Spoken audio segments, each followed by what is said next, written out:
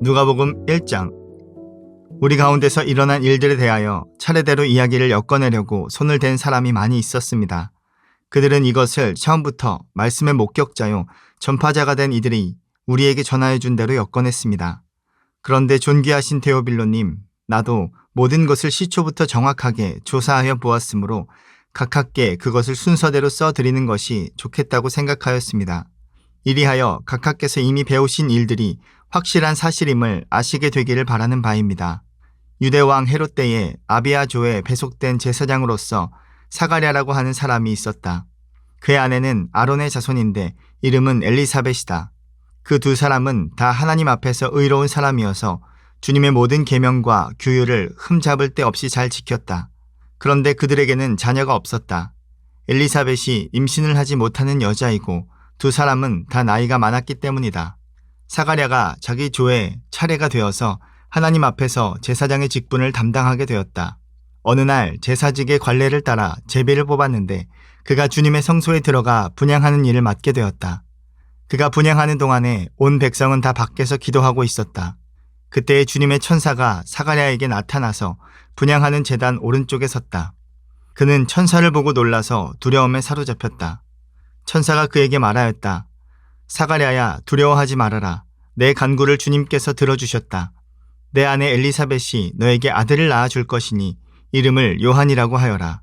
그 아들은 내게 기쁨과 즐거움이 되고 많은 사람이 그의 출생을 기뻐할 것이다. 그는 주님께서 보시기에 큰 인물이 될 것이다.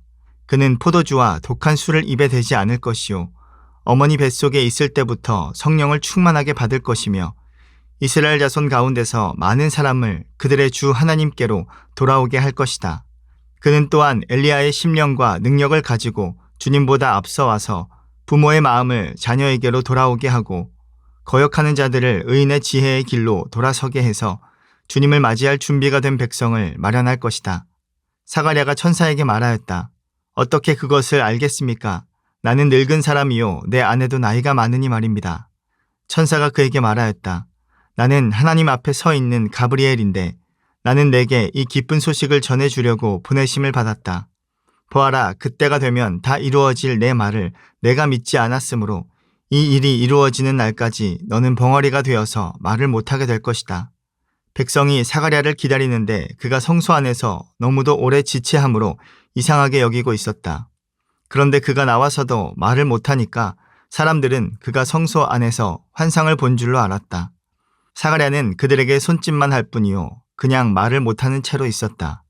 사가랴는 제사 당번 기간이 끝난 뒤에 집으로 돌아갔다. 그 뒤에 얼마 지나서 그의 아내 엘리사벳이 임신하고 5달 동안 숨어 살면서 이렇게 말하였다. 주님께서 나를 돌아보셔서 사람들에게 당하는 내 부끄러움을 없이 해주시던 날에 나에게 이런 일을 베풀어 주셨다.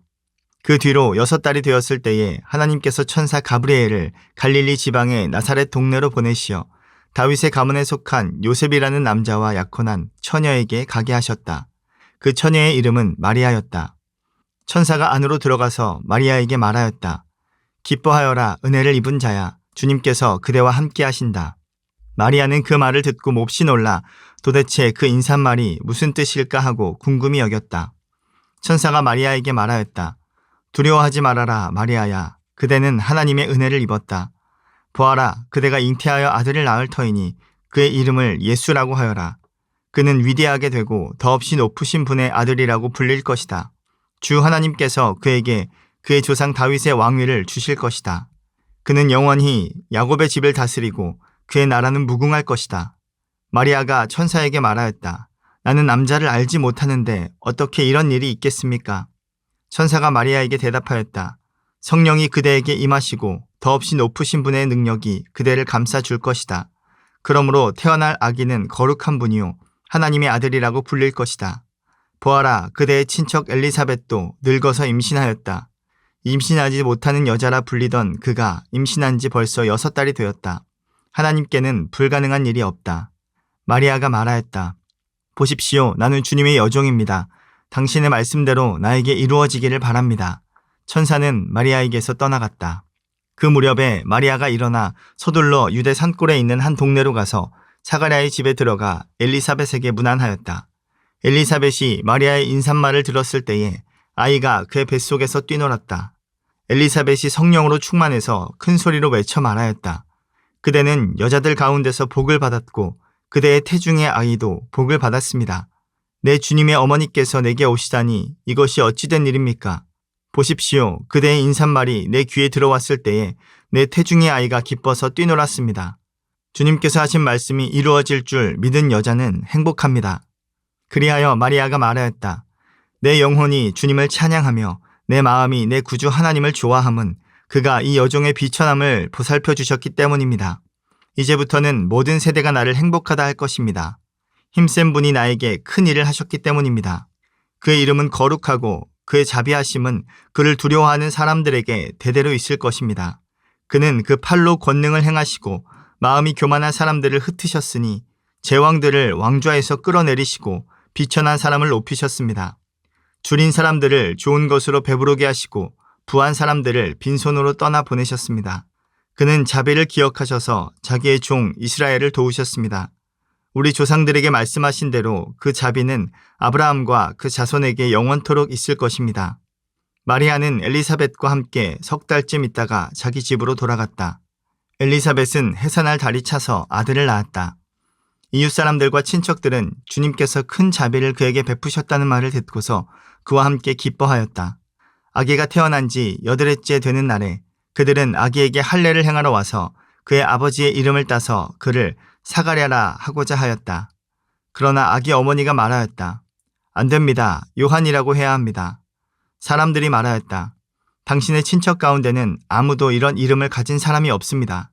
그들은 그 아버지에게 자기의 이름을 무엇으로 하려는지 손짓으로 물어보았다. 그가 서판을 달라 하여 그의 이름은 요한이다 하고 쓰니 모두들 이상히 여겼다. 그런데 그의 입이 곧 열리고 혀가 풀려서 말을 하며 하나님을 찬양하였다. 이웃 사람들은 모두 두려워하였다. 이 모든 이야기는 유대 온 산골에 두루 퍼졌다. 이 말을 들은 사람들은 모두 이 사실을 그들의 마음에 두고 이 아기가 대체 어떤 사람이 될 것인가 하고 말하였다. 주님의 보살피는 손길이 그 아기와 함께 하시는 것이 분명했기 때문이다. 요한의 아버지 사가랴가 성령으로 충만하여 이렇게 예언하였다. 주 이스라엘의 하나님은 찬양받으실 분이시다. 그는 자기 백성을 돌보아 속량하시고 우리를 위하여 능력 있는 구원자를 자기의 종 다윗의 집에 일으키셨다.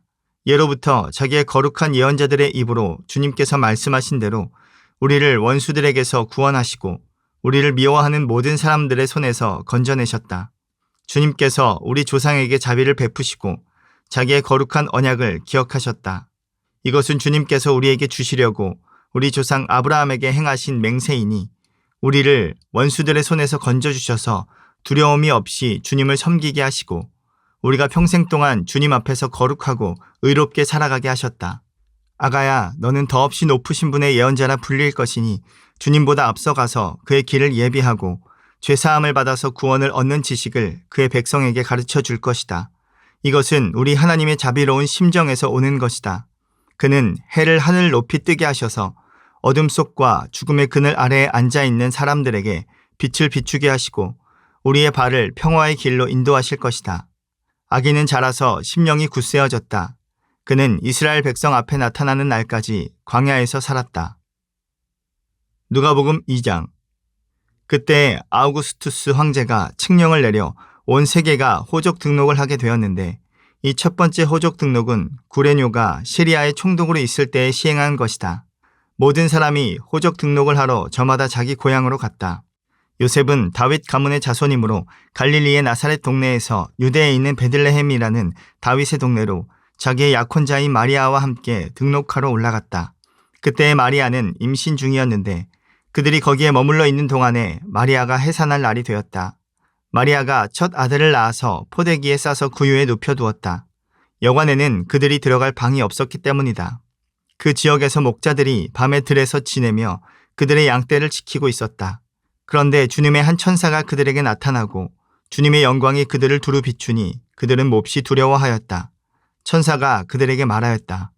두려워하지 말아라. 나는 온 백성에게 큰 기쁨이 될 소식을 너희에게 전하여 준다.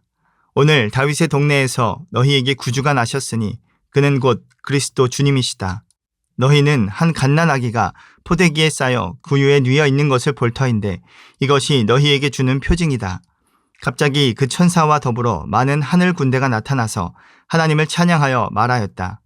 더없이 높은 곳에서는 하나님께 영광이요 땅에서는 주님께서 좋아하시는 사람들에게 평화로다. 천사들이 목자들에게서 떠나 하늘로 올라간 뒤에 목자들이 서로 말하였다. 베들레헴으로 가서 주님께서 우리에게 알려주신 바 일어난 그 일을 봅시다. 그리고 그들은 급히 달려가서 마리아와 요셉과 구유에 누워있는 아기를 찾아냈다. 그들은 이것을 보고 나서 이 아기에 관하여 자기들이 들은 말을 사람들에게 알려주었다. 이것을 들은 사람들은 모두 목자들이 그들에게 전해준 말을 이상히 여겼다. 마리아는 이 모든 말을 고이 간직하고 마음속에 곰곰이 되새겼다. 목자들은 자기들이 듣고 본 모든 일이 자기들에게 일러주신 그대로임을 알고 돌아가면서 하나님께 영광을 돌리며 그를 찬미하였다. 여드레가 차서 아기에게 할례를 행할 때에 그 이름을 예수라고 하였다. 그것은 아기가 수태되기 전에 천사가 일러준 이름이다. 모세의 법대로 그들이 정결하게 되는 날이 차서 그들은 아기를 주님께 드리려고 예루살렘으로 데리고 올라갔다. 그것은 주님의 율법에 기록된 바 어머니의 태를 처음 여는 사내 아이마다 주님의 거룩한 사람으로 불릴 것이다 한 대로 한 것이요.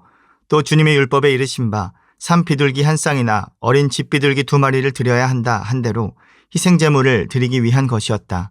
그런데 마침 예루살렘에 시므온이라는 사람이 있었는데 그 사람은 의롭고 경건한 사람이므로 이스라엘이 받을 위로를 기다리고 있었고 또 성령이 그에게 임하여 계셨다.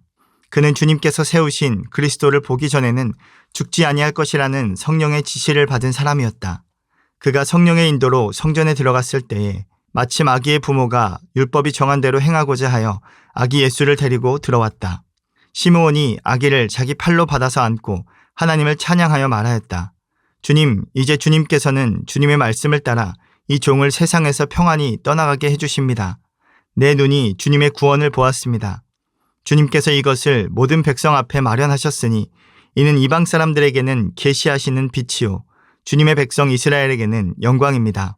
아기의 아버지와 어머니는 시므온이 아기에 대하여 하는 이 말을 듣고서 이상하게 여겼다.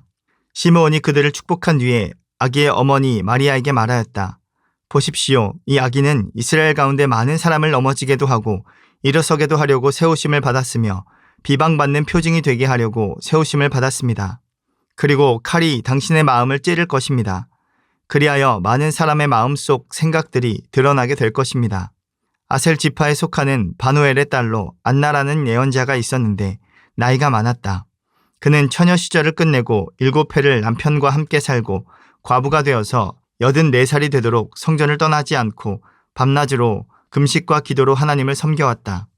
바로 이때에 그가 다가서서 하나님께 감사를 드리고 예루살렘의 구원을 기다리는 모든 사람에게 이 아기에 대하여 말하였다. 아기의 부모는 주님의 율법에 규정된 모든 일을 마친 뒤에 갈릴리의 자기네 고향 동네 나사렛에 돌아왔다.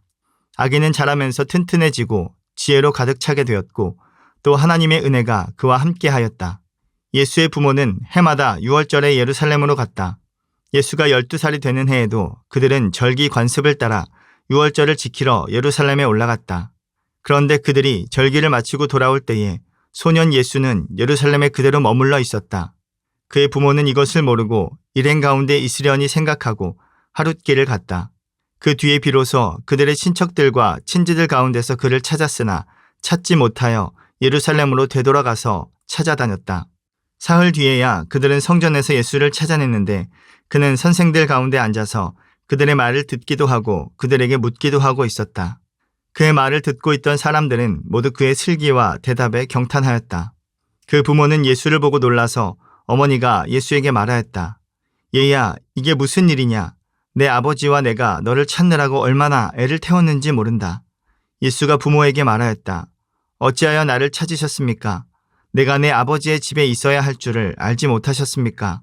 그러나 부모는 예수가 자기들에게 한 그 말이 무슨 뜻인지를 깨닫지 못하였다. 예수는 부모와 함께 내려가 나사렛으로 돌아가서 그들에게 순종하면서 지냈다. 예수의 어머니는 이 모든 일을 마음에 간직하였다. 예수는 지혜와 키가 자라고 하나님과 사람에게 더욱 사랑을 받았다. 아멘.